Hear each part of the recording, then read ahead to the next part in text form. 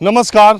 हमने जम्मू कश्मीर का माहौल क्या है दिखाने में पिछले 15 दिनों से आपको कश्मीर के गांव, गलियों, शहरों तक ले जाने का काम किया। हमने आपको कश्मीरी पंडितों का दर्द भी दिखाया, हमने आपको एलओसी पर माहौल क्या है ये भी दिखाया। और आज हम जम्मू के आरएसपुरा सेक्टर में हैं, जो भारत और पाकिस्तान का इंटरनेशनल बॉर्डर है। मेरे पीछे देखिए, ये जो पहली फेंसिंग आप देख रहे हैं ये पहले की है, और इसके आगे जो बीएसएफ का पोस्ट देख रहे हैं वो अब फेंसिंग है। 1947 में भारत और पाकिस्तान का जब बंटवारा हुआ तो जो बाउंड्री लाइन खींची गई, जिसको अंतर्राष्ट्रीय बिरादरी ने मान्यता दी, उसको इंटरनेशनल बॉर्डर कहते हैं। एलओसी जो 1947 का युद्ध हुआ दोनों देशों में, उसके बाद मिलिट्री का कब्जा दोनों देशों का जहां तक था, उस समय जब युद्ध विराम हुआ तो उस सीमा रेखा को एलओसी का नाम दिया गया। 1971 के भारत पाकिस्तान युद्ध के समय भी जहां तक जिसका मिलिट्री, वो 49 के आसपास ही वो स्थिति है, और उस वहां तक जहां मिलिट्री का डिमार्केशन है, जहां तक एक्चुअल कंट्रोल है मिलिट्री का, उसको एलओसी कहा जाता है। लेकिन एलओसी को अंतर्राष्ट्रीय समुदाय मान्यता नहीं देता, इंटरनेशनल बॉर्डर को देता है। इस वक्त मैं जम्मू के आरएसपुरा सेक्टर में हूँ, और आप पीछे देखिए, ये इंटरनेशनल बॉर्डर भारत और पाकिस्तान का है। आपके सामने जो उधर के खेत गेहूं के दिखाई दे रहे हैं, कुछ जानवर दिखाई दे रहे होंगे, वो पाकिस्तान की धरती है, और इधर जो आप पोर्शन देख रहे हैं वो हिंदुस्तान है। मैं आरएसपुरा सेक्टर के बॉर्डर से जो सबसे नज़दीक का गांव है अब्दुलिया, अब मैं आपको वहां ले चलता हूं और वहां के लोगों से बातचीत करता हूं कि पिछले 2-3 वर्षों में क्या माहौल बदला है, क्या स्थितियां बदली हैं। तो जम्मू के आरएसपुरा सेक्टर में जो इंटरनेशनल बॉर्डर है, उसका सबसे मतलब भारत का आखिरी गांव और बॉर्डर से सबसे पहला गांव अब्दुलिया पड़ता है। नाम तो अब्दुलिया है, इससे पता चलता है कि ये निश्चित रूप से मुस्लिम पॉपुलेशन का गांव रहा होगा, लेकिन आज की तारीख में एक भी मुस्लिम फैमिली यहाँ पर नहीं रहती है। बताया जाता है कि 47 में बंटवारे के वक्त जो मुसलमान परिवार इस गांव में थे वो पाकिस्तान की तरफ चले गए, और पाकिस्तान से कुछ परिवार इधर आए, और इस गांव में दलित, जट और सिख परिवार ही रहते हैं। और ये देखिए महिलाएं, यहाँ पर मैं जहाँ पर आया हूँ, ये पहला गांव बॉर्डर का है। यहाँ पर भागवत कथा होने की तैयारी शुरू हो रही है। 7 दिन की भागवत कथा है। महिलाएं कथा सुनने के लिए आई हैं, पुरुष भी इधर आए हैं। और जिस तरीके से हिंदुस्तान के अलग अलग इलाकों में भागवत की कथा होती है, लोग सुनने के आते हैं, जो व्यवस्था होती है, ठीक उसी तरह से बॉर्डर के इस गाँव में भी है। मैं यहाँ पर आया तो पता चला कि पूरे गांव के लोग कथा सुनने गए हैं, तो मैं इधर ही चला आया। सबसे बुजुर्ग इस गांव के आप ही हैं ना? क्या नाम है आपका? उजागर सिंह। हाँ, उजागर सिंह उजागर सिंह जी। आप क्या करते थे? जिम्मेदारी, पहले फौज में भर्ती हुआ था, 18 साल सर्विस करके फिर घर में आ गए, जिम्मेदारी करते हैं। अच्छा, एक्स सर्विसमैन। ये तो गेहूँ की खेती करते हैं? जी। चावल भी इधर बहुत अच्छा हो? हाँ जी, बहुत बासमती बहुत शानदार होती है। हाँ? बासमती होती है बहुत अच्छी। तो आप मूल रूप से अब्दुलिया गांव के थे कि बंटवारे के वक्त आपका परिवार आया था? मूल रूप से यहाँ के रहने वाले हैं, परमानेंट। पहले ये गांव थोड़ा बॉर्डर की तरफ था क्या? यहाँ बीएसएफ का कैंप है ना, वहाँ था। हाँ। हाँ जी। बाद में इधर बसाया गया? बाद में यहाँ 47 के बाद ही रहे। जब बंटवारा हुआ उसके बाद गांव को थोड़ा पीछे कर दिया? पीछे नहीं, पीछे चले गए मीरा साहब, 10 साल वहाँ रहे मीरा साहब, उसके बाद फिर इधर आए, 10 साल के बाद वापस आए थे। मतलब अब्दुलिया गांव इससे आगे था। जब बंटवारा हुआ तो जो बॉर्डर लाइन थी वहीं पर गांव था, तो गांव के लोगों को वहां से उठा करके पीछे ले जाया गया। 10 साल वहां रहे, उसके बाद यहाँ पर बसाया गया ना जी। तो आप ये बताइए कि आप क्या उम्र है आपकी? मेरी 55 साल, 95 साल हो गई अभी। हाँ? 95 साल, 95। अरे आधार कार्ड पर है 95 की। वो डाल गया तो गर्मी है ना। इतनी है ना। 1932 का जन्म है मेरा, बताओ। 1932 का तब ना। तो 97 के होली है क्या? अरे 22 चल रहा है। हाँ तो 32 का बोल रहा हूँ ना मैं। तो 97 हो गया ना। 97, हाँ तो वही तो बोल रहा हूँ, 95-97 ज़्यादा।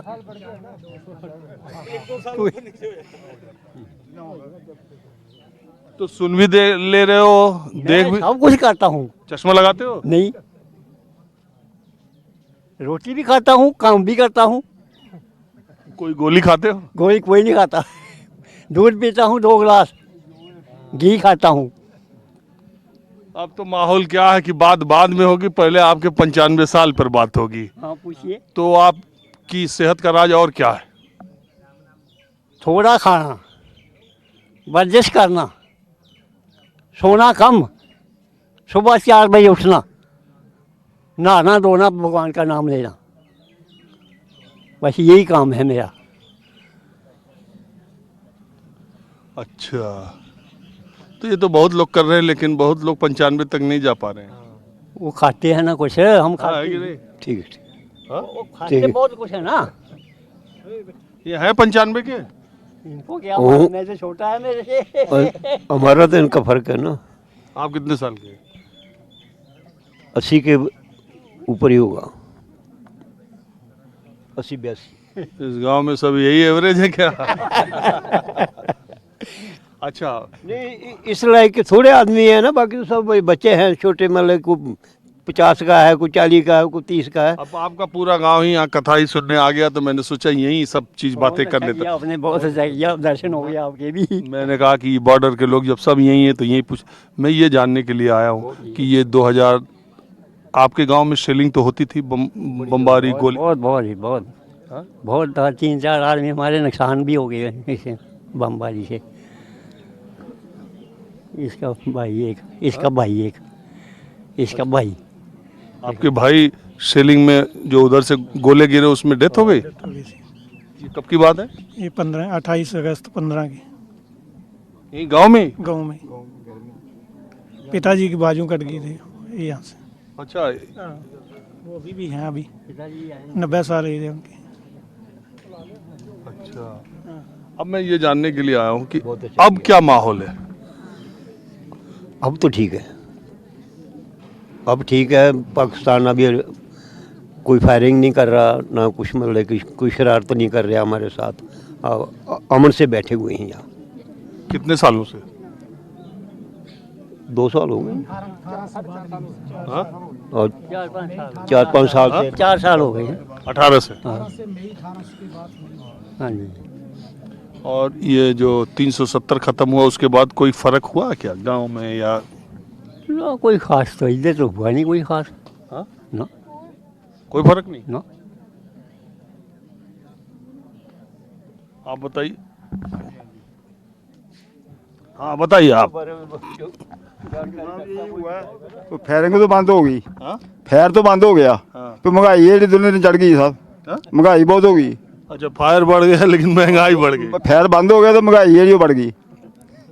ये होया और तो कोई लब्भा नहीं सानू, महंगाई का लब्भा, महंगाई बहुत तेज हो गई, महंगाई मार रही। महंगाई मार रही है। आप बताइए। मैं जानने के लिए आया हूं कि पाकिस्तान बॉर्डर का जो हमारा हिंदुस्तान का पहला गांव है, उस गांव के लोगों के बीच में माहौल क्या है, अब क्या बदलाव देख पा रहे, नहीं देख पा रहे, सब कुछ वैसे ही है पहले जैसा? अब तो थोड़ा ठीक है पहले से। पहले तो फायर होता था बहुत इधर, अभी 2018 से अभी फायर नहीं हुआ। अभी माहौल ठीक है। आप बताइए, 370 को लेके क्या सोचते हैं? सर 370 टूटने के बाद हम आज़ाद हैं, हमारा को हक मिल गया अपना। पहले हमारे पास हक नहीं था ज़मीन का, उनके नाम थी, पाकिस्तान वालों के नाम थी ज़मीन। कहाँ थी? ये जो हमारे ज़मीन मिली है हमें, ये पाकिस्तान के नाम थी, अभी भी उनके नाम थी, लेकिन 70 टूटने के बाद अभी ये ज़मीनें हमारे नाम है। हो जाएंगी? हाँ जी। कैसे मालूम? ये तो हम नहीं जानते थे, नई चीज बता रहे हैं आप। नहीं नहीं, जो अभी हो जाएंगी, हमारे नाम हो जाएंगी। ये जितनी भी हमारी गुरदौरी थी ना, ये पाकिस्तान के नाम में बोलती थी, जो जहाँ पहले रहते थे।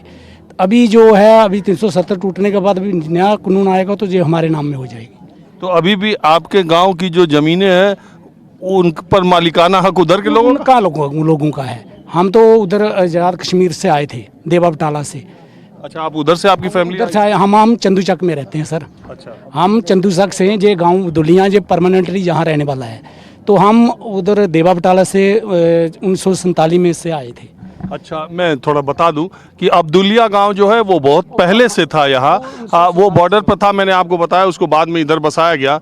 एक पीछे है चंदीचक, उस चंदूचक एक गांव है, वो चंदूचक गांव उन लोगों का है जो बंटवारे के बाद पाकिस्तान छोड़ करके आए थे और शरणार्थी के तौर पर बॉर्डर जब क्रॉस करके आए और नज़दीक का जो जगह मिली वहाँ पर बसे, चंदूचक उस जगह का नाम है, और वहाँ के जो मूल निवासी थे वो ज़्यादातर मुस्लिम थे, वो पाकिस्तान चले गए। ये क्या? हाँ जी हाँ जी, जो जहाँ पहले रहते थे वो पाकिस्तान चल गए और हमें ये ज़मीनें हमें दी गई हैं। हमें जो ज़मीनें दी हैं ये पाकिस्तान के नाम है, उनके नाम है अभी भी, जो गर्दौरी है उनके नाम है। और वो रेवेन्यू रिकॉर्ड्स में? हाँ जी, रेवेन्यू रिकॉर्ड में अभी भी उनका नाम चल रहा है। तो आप जिस जमीन पर खेती करते हैं, हाँ जी, वो जमीन पर किसका नाम चढ़ा हुआ है? पाकिस्तान वालों का नाम है। क्या नाम है? मतलब इंतकाल उनका है, उनके ममडन नाम है उनके, मुझे काफ़ी नाम है उनके, ऐसे क्या बोलेंगे। तो उस पर आपका नाम कब चढ़ेगा जमीन पर? अभी जैसे ही हमारे 370 टूटी है, हमें उम्मीद है भी ये हमें अपना हक मिल जाएगा। लेकिन आप खेती करते हैं उस पर, मालिकाना हक है आपका, कब्जा आपका? कब्जा हमारा है, गर्दौरी हमारे नाम है और जो इंतकाल है उनके नाम है। तो अब वो कहाँ आ रहे हैं? एकदम आराम से रहिए। नहीं आएंगे नहीं, अभी कहाँ आएंगे सर। ये जब से मोदी सरकार आई है ना, तो 1918 के बाद जो है 2018 के बाद कोई फायरिंग नहीं हुई। मई 18 के बाद कोई फायरिंग नहीं हुई है।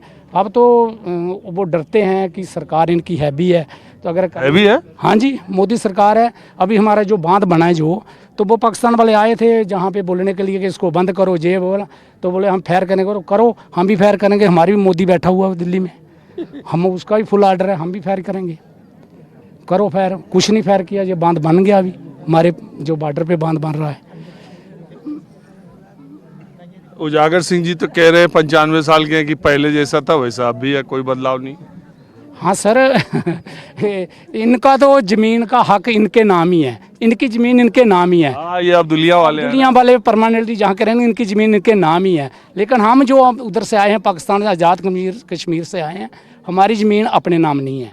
अच्छा ठीक है, आप लोग का अब कथा का टाइम शुरू हो गया और हमारा भी अब दूसरे गांव जाने का टाइम शुरू हो गया। लेकिन जाते जाते उजागर सिंह जी से एक सवाल और पूछता हूं।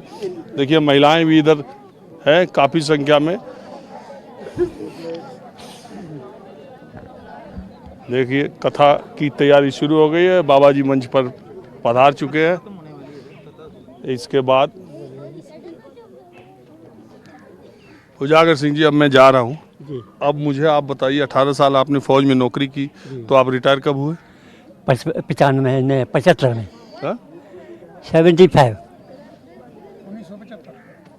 1975, 47 साल आपके रिटायरमेंट को हो गया। हाँ। लेकिन तो कितनी उम्र में रिटायर होते हैं? 36 साल में रिटायर होते हैं। हाँ? 18 साल मेरी उम्र थी जब मैं भर्ती हुआ। 18 साल की नौकरी, 18 साल की नौकरी, तो 36 साल, 36 हो गई। 36 साल में मैं पेंशन आ गया था, 75 में। 75 में। तो इसका मतलब आप 39 में पैदा हुए। 30 में, वैसे तो 30 इसका में। मतलब आप 83 के हैं, 12-13 साल बढ़ा लिया था। तो बहरहाल मेरा ये मतलब नहीं जानने का। तो 75 में जब आप रिटायर हुए तब आपको पेंशन कितनी मिलती थी? 100 रुपया, 100।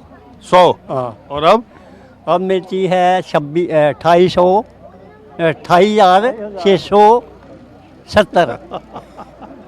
100 रुपया पर रिटायर हुए, 28,170 रुपया आप पा रहे हैं। हाँ जी। आप ही जैसे लोगों की वजह से नए लोगों की पेंशन तो नहीं बंद कर दिया?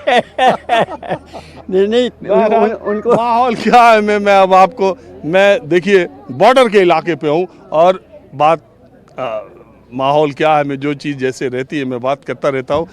हंसी मजाक की बात एक तरफ है, अब्दुलिया गांव बहुत आज़ादी के बाद से ही ये दो गांव जो बॉर्डर के आरएसपुरा सेक्टर के जो दो गांव हैं, इन दोनों गांव में शेलिंग हुई, गोलेबारी पड़े। इन गांव के लोगों के हाथ कटे हुए मिलेंगे, लोगों की जानें यहाँ पर गई हैं, बहुत पशु यहाँ मारे गए हैं। लेकिन पिछले 4 सालों से इस इलाके में शांति है, कोई फायरिंग, कोई गोलीबारी, कोई गोला इधर गिरा नहीं है।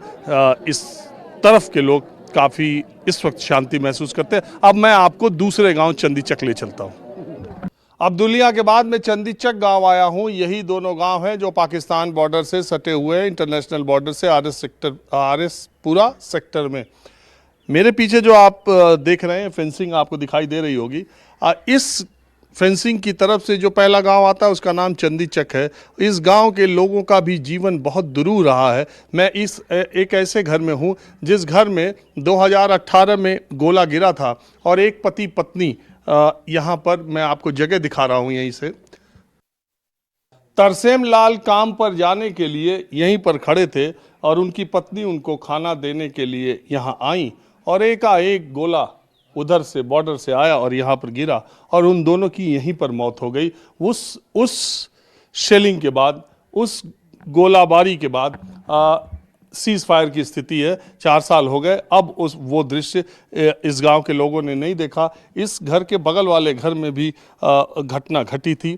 मैं वो तरसेम लाल आपके लड़का है साहब। आपके लड़के थे? हाँ जी। क्या बताऊँ साहब, बताने की गुंजाइश ही नहीं कोई। सब लोगों ने देखा, सब ने फोटो पाया, क्या करूँ तो किधर जाऊँ। ਇਹਦੇ ਕੋਲ ਮੈਂ ਸਮਝਦਾ ਕਿ ਮੈਨੂੰ ਲੱਗ ਜਾਂਦਾ ਠੀਕ ਹੈ, ਮੈਂ ਤਾਂ ਪਰਾਂ ਹੀ ਨਹੀਂ, ਲੋਕ ਤੱਕ ਕੇ ਬਾਹਰ ਗਏ ਨੇ ਵਾਪਸ, ਮੈਂ ਥੋੜਾ ਜਾਣਾ ਹਾਂ। ਮੈਂ ਤਾਂ ਸਮਝਦਾ ਕਿ ਇਹਦੇ ਕੋਲ ਲੱਗ ਜਾਂਦੀ ਚੰਗਾ ਰਹਿੰਦਾ ਕੰਮ। यहीं पे गोला गिरा? हाँ जी जी मैं साहब, वो टाकी लगाई हो इधर, आपने तो इधर से बोला ना, वो इधर से आ रहा था, इधर तैयार हो गया जा रहा, लड़की अंदरों आ रही भी रोटी खा तो जा, दोनों रोटी क्या खानी, बस वो उधर पड़ी थे, इधर इतना मतलब एक पैर ऊपर है एक नीचे था, इधर बस ख़त्म हो गया। हाय रब्बा।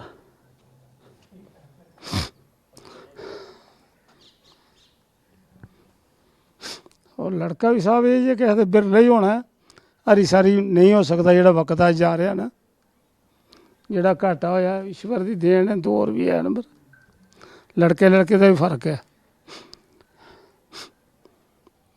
अच्छा, उसके बाद शेलिंग अब आपके गांव में नहीं हुई? नहीं हुई सर, नहीं हुई। उसके बाद गोला पे ही नहीं इधर किते भी। सौ एक महात्मा नाल गल हुई, आखना लिखी। कितने बजे सुबह की बात थी? सुबह साहब क्यों भाई 8 बजे का टाइम है साहब, फिर बंद हौसला है, बस सूआ चलाया तो बाद खत्म। मैं आपको दिखा दूं, ये फर्श से आपको समझ में आएगा।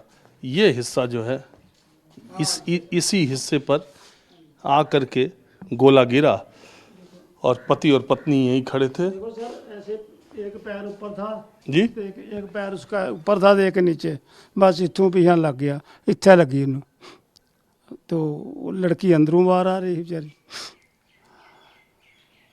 तो इस तरह की घटनाएं इन गांव में घटी हैं, लेकिन अब पिछले 4 वर्षों से इस गांव के लोग, अब्दुलिया गांव के लोग थोड़ा राहत महसूस कर रहे हैं। मैं इस गांव के कुछ और लोगों के पास आपको ले चलता हूं। चंदीचक गांव के कुछ और लोगों से मैं बात कर रहा हूं। मैं तो आपको आज इंटरनेशनल बॉर्डर के गांव का माहौल क्या है ये दिखा रहा हूं। आपका नाम क्या है? मेरा नाम सर एक्स कैप्टन सुधागर मल, और मेरे को तकरीबन 10 साल हो गया पेंशन आए हुए सर, और अभी काफ़ी समय से तकरीबन 2018। इस गांव में फौजी ज़्यादा हैं क्या? हाँ, तकरीबन 30-40% लोग फ़ौज में हैं सर। तो क्योंकि बॉर्डर बेल्ट के लोग जो ज़्यादातर फ़ौज में जाते हैं, 10वीं क्लास की 9वीं क्लास की, तो उसके बाद फ़ौज में निकल जाते हैं। ज़्यादा दिन को पढ़ने का कोई फैसिलिटी इधर थी नहीं। अभी थोड़ी देर से चल रहा है ये नेट वगैरह चलने नहीं था, इधर कोई फैसिलिटी, कोई कंप्यूटर नहीं चलता सर, कोई नेट नहीं चलता। पढ़ने के लिए बहुत परेशानी थी, लोग पीछे जाकर पढ़ाइयाँ कर रहे हैं अपने सर, सुबह जाते हैं शाम को आते हैं, या पीछे किराए पे रहकर लोगों ने पढ़ाई की है सर। और आप क्या करते हैं? मैं खेती बाड़ी करता हूँ। कितना खेत है आप पे? है कोई 4-5 एकड़। हाँ? 4-5 एकड़। उसमें गेहूं और चावल? जी जी, गेहूँ और चावल। यहाँ का चावल सुना बासमती बहुत फेमस है। फेमस तो है सर, लेकिन 2-3 साल हो गया हमें मार पड़ रही है, मतलब इंटरनेशनल उसका कहीं रेट लग नहीं रहा। तो बैठे हैं इसी उम्मीद पे कि कब हमारा रेट लगे, कब हमारी बासमती जो फेमस आर्सपुरा के नाम पे जानी जाती है वो कहीं वर्ल्ड में बिके, तो हमारा भी जो थोड़ा माहौल जो है अच्छा हो सके। अच्छा, आरएसपुरा की जो बासमती है, मैंने आपको कल के कार्यक्रम में भी बताया था, यहाँ का बासमती चावल दुनिया के सबसे अच्छे बासमती चावल में से एक है। अगर वो बनता है तो कहते हैं 100-200 मीटर तक उसकी महक जाती है। बिल्कुल सर, जाती है सर, महक जाती है। लेकिन वहाँ मैं एक चीज़ मैं बताऊँ, ज़रूर बेनती करूँ कि जो खरीद वाला जो हमारा व्यापारी है वो आगे जाके हेरा फेरी कर देता है, वो खुशबू मार देता है, उसका असर जो है आम किसान के ऊपर पड़ जाता है। हम उसके आगे बेनती करते हैं आपके चैनल माध्यम से, वो ना करे, मिलावट कर देते मिलावट मत करे, वो हमारे प्योर क्वालिटी प्योर बेचे, जाके हम ऊंचे हो जाएंगे, वो भी अमीर हो जाएगा हमारे साथ। अच्छा, क्या रेट रहता है आप लोगों का? वो जो आरएसपुरा का सबसे अच्छा बासमती, उसका रेट क्या रहता है? अभी तो रेट उसका 45 मतलब 45 रुपए किलो? नहीं सर, केजी तो सर 45 रुपए केजी है सर। पैडी है जो हाँ, जो मैं चावल का कह रहा हूँ, धान का चावल है वो सर 120 और 100। आपको क्या रेट मिलता है उसका? हमें सर हमारे से तो पैडी खरीद के ले जाते हैं, चावल नहीं ले जाते। पैडी हमें 45 रुपए रेट तक, हमारी तो पैडी जाती है बस। 42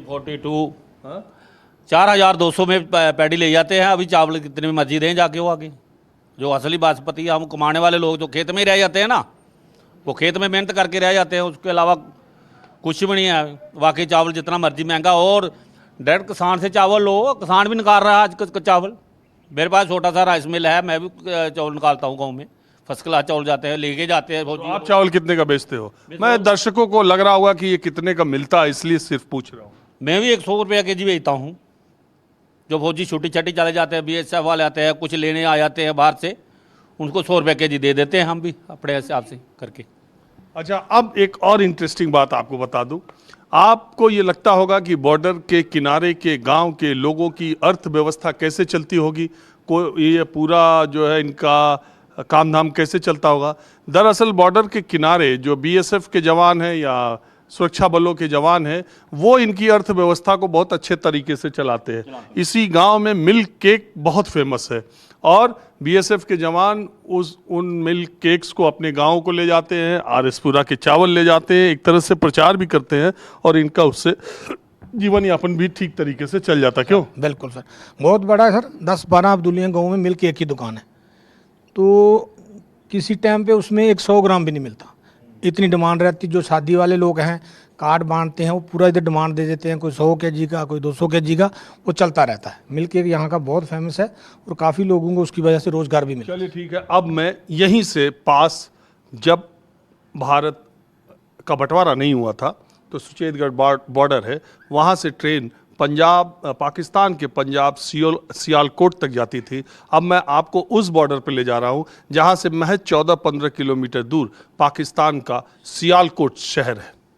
अब हम भारत पाकिस्तान के इंटरनेशनल बॉर्डर सुचेतगढ़ आए हैं। आप मेरे पीछे आप देख रहे हैं भारत का झंडा, BSF का ये पोस्ट। अब यहाँ पर भी बाघा बॉर्डर की तरह परेड की तैयारी हो रही है, हालांकि अभी हुई नहीं है। कहते हैं कि इधर से रिक्वेस्ट या प्रपोजल गया है पाकिस्तान की तरफ से, अभी जवाब नहीं आया। ये जो आप गेट देख रहे हैं, इससे ठीक 11 किलोमीटर बाद पाकिस्तान का बड़ा शहर सियालकोट आता है, जो पाकिस्तान के पंजाब में है, और उसके पीछे तकरीबन 140 किलोमीटर इसी सड़क से आप आगे जाएंगे तो आपको लाहौर आएगा। जब भारत और पाकिस्तान का बंटवारा नहीं हुआ था, तब यहीं पर एक रेलवे स्टेशन था, जो कि सियालकोट तक 1947 के पहले ट्रेनें जाया करती थी, और अब यही आखिरी पोस्ट है, और इसके बाद पाकिस्तान की सीमा शुरू हो जाती है। इसको देखने के लिए बहुत सारे लोग आते हैं। हमारे साथ कुछ बच्चे जो पढ़ाई करते हैं वो है, ये 5-6 की संख्या में। आप कहाँ से आए हैं? हम जम्मू से आए हैं। अभी क्या करते हैं? हम वहाँ पे MBBS कर रहे हैं। डॉक्टर जी। कौन से ईयर में? फाइनल ईयर है। आपका नाम क्या है? कैसर फारूक। और आप? जी जुबैर। आप भी MBBS स्टूडेंट? जी जी। और आप? खालिद जावेद। आप? नामूस। चारों MBBS के स्टूडेंट हैं, एक ही बैच में भी है। तो आप लोग कश्मीर से हैं? जी कश्मीर से आए। किस ज़िले से? जी हम डिफरेंट ज़िले से, मैं गांधरबल से हूँ, ऐसे ही कुछ कुपवारे से हैं, कुछ श्रीनगर से हैं, पुलवामा से, शोपियान से हैं। अच्छा जी। तो मैं सिर्फ आपसे ये जानना चाह रहा हूँ कि श्रीनगर में भी मेडिकल कॉलेज है, जम्मू में भी है, तो आप लोगों ने जम्मू ऑप्ट किया? जी हम लोगों ने जम्मू ऑप्ट किया है। हमारे पास उस टाइम चॉइस भी नहीं थी, हमें उस टाइम जम्मू कॉलेज ही मिला था, इसलिए हमें यही आना पड़ा, तो हम जम्मू में ही हैं अभी। और अब फाइनल ईयर के बाद क्या इरादा है? जी फाइनल ईयर के बाद हमें इसके बाद और एग्ज़ाम देना पड़ता है PG के लिए। वो तो मुझे मालूम, बड़ा टफ भी होता है। हाँ वही, फिर वो क्वालिफाई करना है, उसमें फिर कॉलेज मिलता है, कहाँ मिलेगा, जम्मू या श्रीनगर, फिर वो उसी के बाद देखा और जाएगा। अगर जम्मू कश्मीर से बाहर मिले फिर दे अगर बाहर मिले तो बाहर ही जाएंगे। अच्छा, एक बात है, मैं पिछले कई दिनों से कश्मीर में हूँ। मैंने कश्मीर के बच्चों से भी बात की, लड़कियों से भी बात की, और पढ़ाई का जो स्तर है वो भी मैंने देखा। आप पाँचों मेडिकल कॉलेज में डॉक्टरी कर रहे हैं। मेरा सिर्फ ये मानना है, बहुत सारे कश्मीरी बच्चे, जब मैंने उनसे बात की तो उन्होंने कहा नहीं, हमें कश्मीर या जम्मू कश्मीर में ही नौकरी करना है, बाहर जाने बाद में देखेगा। ऐसा क्यों है? ये डिपेंड करता है, मतलब आजकल के हालात पे भी, मतलब घर से ज़्यादा दूर जाना नहीं चाहता है कोई, पहली बात है। फिर मतलब यूजुअली क्या है, मतलब कश्मीरियों का ये होता है कि मतलब कश्मीर में ही रहेंगे तो मतलब अच्छा है, क्योंकि मतलब बहुत टाइम से हमने हालात देखे हैं, मतलब बाहर यूजुअली घर पे भी बोलते हैं कि सेफ़ नहीं है, मतलब हालात के बेस पे ज़्यादा प्रेफर करते हैं कश्मीर में ही रहना। ये एक अजीब सी स्थिति है। कश्मीर के पेरेंट्स, कश्मीर के बच्चे कहते हैं कि कश्मीर से बाहर जाना तो हमारे लिए उतना ठीक नहीं है, पेरेंट्स को डर लगता है। और कश्मीर में जब बाहर के बच्चे का एडमिशन होता है एनआईटी में या मेडिकल कॉलेज में, तो रेस्ट ऑफ इंडिया के लोग और उनके पेरेंट्स कहते हैं कि नहीं, कश्मीर में जाना ठीक नहीं है, वो बड़ा डिस्टर्ब्ड एरिया है। ये क्या चक्कर है? ये है, मैं सही बोल रहा हूँ नहीं? हाँ, बिल्कुल आप सही कह रहे हैं। ये इसलिए हैं क्योंकि अब अपने एरिया में हम कश्मीर में हैं तो हमें वहाँ सेफ़ लग रहा है, तो जो जम्मू के बाहर है या कश्मीर के बाहर है उनको अपने एरिया में सेफ़ लग रहा है, तो ये नेचुरली है। दूसरे एरिया में जाना, एक तो फैमिली से दूर जाना पड़ता है, और फिर सिक्योरिटी का मसला होता है। और हमारा जो मेन है, हमें जो जम्मू और कश्मीर को रोड लिंक ये करता है, कनेक्ट करता है, उसमें प्रॉब्लम आती है। क्योंकि अगर हमें घर पहुंचना होता है, हमें 1 दिन लगता है घर पहुंचने में, कभी मजबूरी होती है, जल्दी घर जाना होता है, हमें पूरा 1 दिन लगता है, तो वो सब देखना पड़ता है। लेकिन डिफरेंट पार्ट्स ऑफ कंट्री, देश के अलग अलग जगहों में अलग अलग बात है। बहुत जगह लोगों का यूपी, बिहार, राजस्थान, मध्य प्रदेश, बहुत जगह है जहां उनकी अगर दूसरी जगह दिल्ली में एडमिशन हो जाए या मुंबई में एडमिशन हो जाए या पुणे में एडमिशन हो जाए तो बहुत खुशी खुशी दूर जाना चाहते हैं कि नहीं, हमें इंस्टीट्यूट अच्छा मिल रहा है। ना कश्मीर में भी डिफरेंट लोग हैं, उनकी डिफरेंट थिंकिंग है। मैं घूमना चाहता हूँ, मैं जाना चाहता हूँ इंडिया के हर एक स्टेट में, मैं जाना चाहता हूँ बाहर। अब कोई नहीं जाना चाहता तो वो वही रहना चाहता है। अच्छा, आप ये बताइए, आप सब जगह घूमते फिरते हैं, आपको कहीं कोई फ़र्क, कोई इनसिक्योरिटी फील होती है? ना मुझे कभी नहीं हुई। मैं घूमा हूँ बाहर, बहुत जगह घूमा हूँ, मुझे कभी इनसिक्योरिटी फील नहीं हुई। और दूसरी बात, आप यहाँ जम्मू में घूमते हैं, जम्मू में रह रहे थे, इस रिमोट एरिया में आप आए, आपको ना बिल्कुल सेफ़ है हम। श्रीनगर से ज़्यादा सेफ लग रहा है? हाँ, श्रीनगर से वो वैसी बात नहीं है श्रीनगर से ज़्यादा सेफ, लेकिन श्रीनगर में एक बात है, श्रीनगर में हम शाम होते ही बाहर नहीं निकल सकते, वहाँ शाम होते ही बस घरों में रहना पड़ता है। तो यहाँ हम थोड़ा देर, मतलब शाम लेट तक घूम सकते हैं बाहर, या इधर इधर जा सकते हैं, फिर लेट तक वापस आ सकते हैं। लेकिन श्रीनगर में थोड़ा बहुत मसला है कि वहाँ शाम होते ही फिर हम बाहर नहीं जा सकते। अच्छा, आप लोग इत्तेफाकन मुझे मिल गए, और जम्मू में कश्मीर के बच्चे मिल गए, और यंग जनरेशन के मिल गए, यूथ मिल गए, जिनसे मैं बात करना पसंद भी करता हूँ। जो भी कश्मीर के हालात हैं, जो भी कश्मीर के बारे में चर्चा है, मैं ये जानना चाहता हूँ। बहुत सारे लोगों को ये लगता है कि वहाँ का यूथ भटका हुआ है, और ये आप ऐसे लोग हैं जो सारे के सारे डॉक्टरी कर रहे हैं। आप मुझे बताइए कि क्या अब वहाँ के युवा क्या सोचते हैं, कि अब ऐसा नहीं सोचते कि बहुत हो चुका कश्मीर? नहीं, ऐसे मतलब अभी जो कश्मीर में जो भी वहाँ पे सिचुएशन है, उसका एक मतलब काफ़ी हिस्टोरिकल बेसिस है उसका, तो वो काफ़ी सालों से चलता आ रहा है।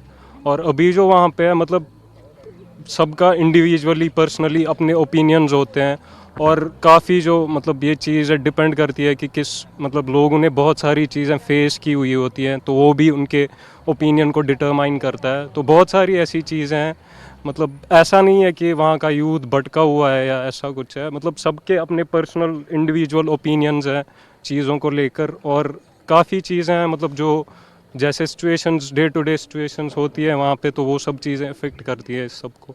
अच्छा, मैं ये भी जानना चाहता हूँ आपसे कि ये एक बहुत चर्चा देश में है कि आर्टिकल 370 रहने और हटने के बाद ग्राउंड लेवल पर क्या फ़र्क महसूस करते हैं कश्मीर के लोग, खास करके यूथ? हमें तो पर्सनली, मैं अपनी बात करूंगा तो हमें ऐसे कोई डिफरेंस नहीं लगी है तब से। मतलब इसके प्रायर कुछ था और इसके बाद से कुछ चेंज हो गया है, तो पर्सनली मैं फील नहीं करता हूं कि इसके बाद से कोई फ़र्क आया है, मतलब ग्राउंड लेवल पे। और आप क्या मानते हैं? ऐसे ही मेरे को भी नहीं लगता है कोई फ़र्क आया है, मतलब जैसे जो जैसा था वैसा है, वैसा ही है हमारे लिए, वैसा ही सेम ही है। मतलब कोई ऐसे कोई इम्पैक्ट नहीं पड़ा है तब से, कोई मतलब नोटेबल कोई चीज़ हुई हो या कोई फ़र्क पड़ा हो ना पहले बहुत अच्छा था ना अब बहुत अच्छा, ना पहले आपके हिसाब से जो जैसा था वैसा? वैसा ही है, जैसा था वैसा ही है, बिल्कुल सेम। कोई आप क्या मानते हैं? नहीं, एक्चुअली बात यह है कि जब से आर्टिकल हटा है तो तब से तो लॉकडाउन ही रहा है, मेनली कोविड ही रहा है, तो तब तक अभी तक हमें कुछ पता नहीं चला, लेकिन आने वाले सालों में हमें पता चलेगा कि इसके क्या नतीजे हैं, क्योंकि तब से अभी लॉकडाउन है, तब से बंद है, तब से कोई मेन काम नहीं हुआ, तो उस वजह से हमें अभी नहीं पता चला। हाँ, बंद ही रहा ना तब से, तो इसीलिए तब से हमें अभी कुछ हम नहीं कह सकते अभी उससे ये ठीक है कि नहीं है। मतलब आप ये कह रहे हैं कि अभी इसका इवैल्यूएशन करने का समय नहीं आया, अभी कुछ वक्त के बाद पता चलेगा कि ये फैसला गलत था या सही? बिल्कुल बिल्कुल बिल्कुल। के एक बिल्कुल नए उम्र के बच्चे जम्मू के सुचेतगढ़ बॉर्डर में आ गए और मिल गए। ये डॉक्टर है और मुझे पूरी उम्मीद है कि ये लोग डॉक्टर बन के देश का, समाज का, परिवार का नाम करेंगे और ह्यूमैनिटी की सेवा भी करेंगे। Thank you. और अब मैं यहीं सुचेतगढ़ बॉर्डर लोग घूमने के लिए भी आते हैं। वाघा बॉर्डर पर तो जाने वालों की संख्या आपको पता ही है, कोई अंदाज़ा नहीं है। यहाँ छिटपुट लोग आते हैं कि चलो बॉर्डर देखा जाए। यहाँ हिंदुस्तान का झंडा है और वो पीछे अगर आप देख पाएँ तो वो छोटा सा पोस्ट पर पाकिस्तान का झंडा आपको दिखाई दे रहा है। उन्होंने पोस्ट पर झंडा लगा हुआ है और आपको पाकिस्तान का वहाँ निशान भी दिखाई दे रहा होगा। बिल्कुल छोटा सा झंडा है वहाँ पर पोस्ट पर। मैंने आपको बताया कि पहले जब फेंसिंग नहीं थी तो इधर के लोग उधर के खेतों में चले जाया करते थे। और एक बात और बताऊं कि बॉर्डर पर जो इंटरनेशनल बॉर्डर है उस पर फेंसिंग हमने अपने तरह कटीले तार जिसको बोलते हैं वो हमने ही लगाए हैं। पाकिस्तान को इसकी कोई फिक्र नहीं है, उन्होंने कोई फेंसिंग नहीं लगाई है। जगह जगह वो बंकर टाइप चीज़ें लगाई है और वो उसमें छुप के बैठे रहते हैं ताकि उनकी गतिविधियों को इधर से देखा ना जा सके। आप लोग कहाँ से आए हैं? हम तो इधर के ही रहने वाले हैं। इस सुचेतगढ़ के पास कोरोटाना है, गांव है छोटा सा। यही गांव है आपका? हाँ, कोरोटाना। तो हम वहाँ रहते थे, तब तो हालात बड़े ख़राब थे, तो हम तो इधर से आसपुरा चले गए हैं कि बम पड़े थे, हमारे मकान भी गिरे थे। यहाँ गांव में हालत ख़राब थे? बहुत ज़्यादा जी। क्या होता था? बड़ी गोलाबारी चलती थी, हमारे मकान भी टूट गए थे गोलाबारी से। अच्छा। और नुकसान हुआ था, जानवर भी, और हमारे गांव में कोई 5-7 डेथ भी हुई थी। तो अब गांव में लोग रहते हैं छोड़ के चले गए? हैं, अब कम हैं लोग उधर। आप लोग छोड़ के चले गए? वो हमारी ज़मीन है इधर, तो ज़मीन भी अब बन गया है, तो तार लगी है उधर। तो मतलब के हालात बड़े ख़राब हैं इधर, मतलब कि रहने का तो मान ही नहीं। तार लगी, ज़मीन भी आगे आ गई है बॉर्डर के, तो पहले जैसे तो हालात कुछ रहे नहीं है इधर। अब कुछ ठीक है हालात? तो हालात ये हैं कि अब गोलाबारी नहीं चल रही है, तो मतलब कि काम काज तो कोई है नहीं है ना। ज़मीन तो सारी तारबंदी में बॉर्डर में आ गई है, तो फिर इधर रह के क्या करना, भूखे मरने वाली बात ही है। तो हमने तो बड़े बुरे वक्त दिन देखा है, इधर बुरा हाल हुआ हमारे सामने। तो कितने लोग मरे हैं, नौजवान, बच्चे, लड़कियाँ। वो शेलिंग में? हाँ हाँ। अब वो बंद है, मैंने सुना। हाँ, इधर 3-4 साल हाँ, वो बंद, अब बंद हो गए हैं। तो अब यही हालात देखने आए हैं कि अब थोड़ा इधर आके थोड़ी शांति मिलती है, देखते हैं कि माहौल थोड़ा ठीक हो गया। अच्छा, इस इलाके से आपका एक भावनात्मक लगाव है, इमोशनल लगाव है, वो देखने के लिए आती है। तो वो हमारे रिश्तेदार आए थे, हम इनको लेके आए थे, बोल रहे कि हमने देखना बॉर्डर है। बोला चलो दिखा लाते, हमने तो खूब देखा है। तो बड़े हालात ख़राब थे तब तो इधर के। तो कभी कभी आते हैं, हमारी ज़मीन है इधर, तो फिर चक्कर लगाते हैं। तो बात है, कभी कभी जो लोगों का दर्द रहता है, जिस दर्द से लोग जिंदगी से 2-4 हुए रहते हैं, वही कुछ लोगों के लिए देखने वाली चीज हो जाती है कि देखे जरा क्या हुआ। हम तो अभी इधर लोग आते हैं, घूम रहे हैं, बड़े खुश हो रहे हैं। जो हमने लात देखे है ना, हमको पता, हम रोने आता है। जब हमारे जवान इधर 2 शहीद हुए थे, हम इधर आए थे देखने, तो इतने जवान रो रहे थे, हम खुद रो रहे थे उनको देख देख के। तो बड़ी हालात से उन्होंने हमारे बच्चों को निकाला था, जिसको गोली लगी थी बाहर खेतों में। तो बड़ी बुरे दिन देखे हमने तो बॉर्डर पे। तो मैं आपको बताऊं, जिस बॉर्डर पर मैं हूं सुचेतगढ़, इसके अगल बगल के इलाके में क्रॉस फायरिंग होती रहती थी। दोनों तरफ से और जवानों की मौत हमारे यहाँ भी हुई है, बहुत जवान शहीद भी हुए हैं। उन्हीं सब दृश्यों को ये बता रही हैं। आपका नाम क्या? विमला जी। लेकिन विमला जी ने बताया कि उस समय क्या हालात थे। लेकिन मैं जब आया हूँ ये जानने के लिए कि पिछले 3 सालों में जम्मू कश्मीर के अलग अलग इलाकों में माहौल क्या है, तो मुझे आकर ये पता चला कि इस आरएसपुरा सेक्टर में पिछले 3-4 वर्षों से इस तरह की घटनाएं नहीं घटी हैं। माहौल क्या है में बस आज इतना ही। अगले एपिसोड में किसी दूसरे रंग को लेकर हम फिर हाजिर होंगे। कैमरामैन उमेश सिंह के साथ राजीव रंजन, न्यूज़ 24, RS पुरा सेक्टर जम्मू।